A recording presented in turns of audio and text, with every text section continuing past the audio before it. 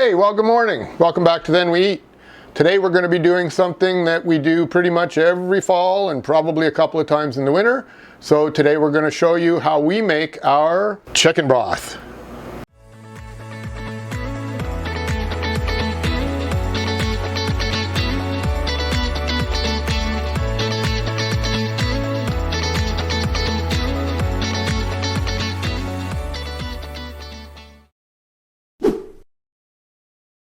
So we try to keep chicken broth in the freezer as much as we possibly can with the past few years of COVID, and of course flu season is approaching, cold season.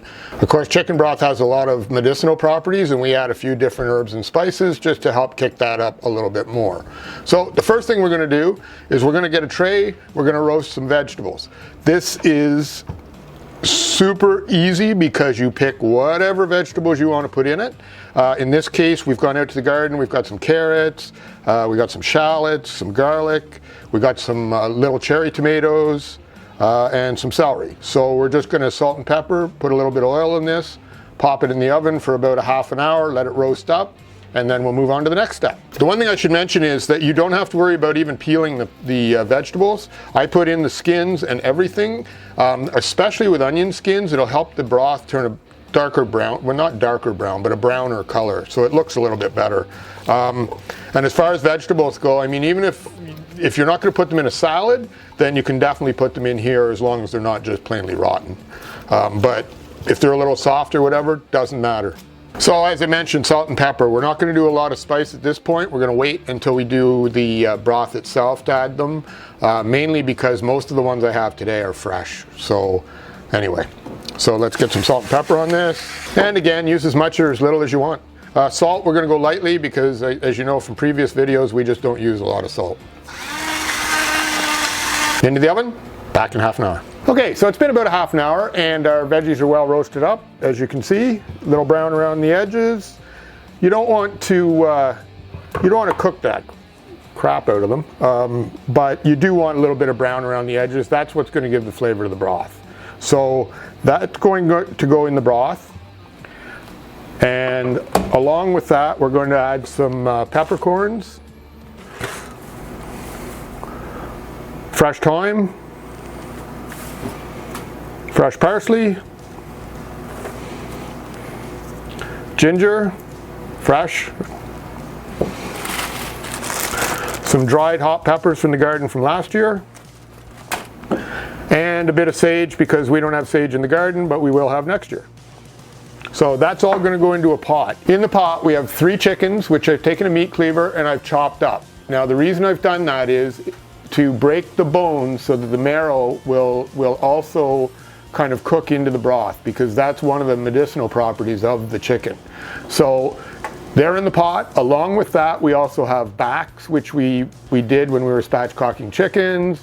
We've got leftover carcasses from chopping up a chicken, so we don't waste anything. It all gets frozen over the summer, and then now we make the broth, and we'll carry on over the winter doing the same thing, because we'll probably have to make broth again probably in about 3 months or so. So that's the chicken that's in the pot.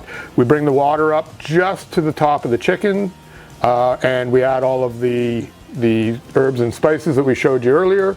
We put it on the stove very low, very, very low. You want that water to come up real slow to a simmer over a couple of hours. That will allow the marrow from the bones to start to melt a bit before it cooks it hard. So just bring it up really, really slow, simmer, and this will probably cook all day. So we're talking 8 to 10 hours probably, but I mean, it's a big, big pot. So that's what we're going to do now. We're going to dump it all in, 8 to 10 hours. Then it's got to cool, and then we'll come back and show you straining it and what we're going to do with it in the future. Well, good morning. It's been about 24 hours since I last saw you. The broth was on for about 10 hours, I guess. So it simmered away, and we're going to strain it now.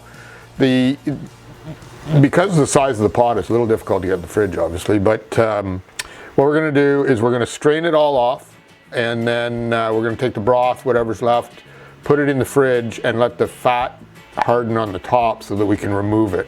It's okay to have a little bit of fat. Unfortunately, in this case, the chickens I used were partially frozen when I started, and I couldn't get the skin off. Generally speaking, I would remove all of the skin before I started. So yeah, so what we're going to do now, we're just going to strain off the broth so that you can see what it looks like.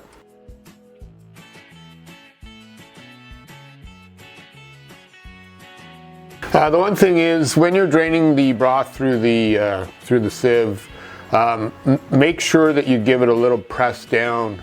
You'll get a little bit more flavor out of the broth. The other thing is, you don't really want to waste any. You can also do this with a spoon.